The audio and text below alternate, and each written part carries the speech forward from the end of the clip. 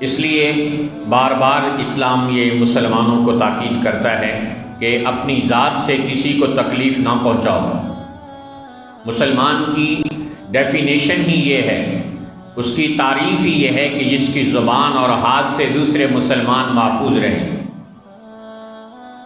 یہاں علماء نے ایک نقطہ نکالا ہے کہ زبان اور ہاتھ سے انسان تکلیف نہ دے تو کیا آنکھ کے اشارے سے کسی کو تکلیف دے سکتا ہے؟ کیا کسی کو گھٹنا مار کر اس کی کمر کو توڑ سکتا ہے؟ کیا کسی کو کوہنی مار کر تکلیف دے سکتا ہے؟ کیونکہ حدیث میں تو کہا گیا کہ ہاتھ اور زبان، تو کیا کسی کو ٹانگیں اور پاؤں مار سکتا ہے؟ کہا نہیں، ہاتھ اور پاؤں زیادہ استعمال ہوتے ہیں، تو جب زیادہ استعمال ہونے والی، جب کسی کو تکلیف پہنچانی ہو تو انسان ہاتھ اور زبان استعمال کرتا ہے۔ جو ہاتھ استعمال نہ کرے تو وہ زبان استعمال کرتا ہے۔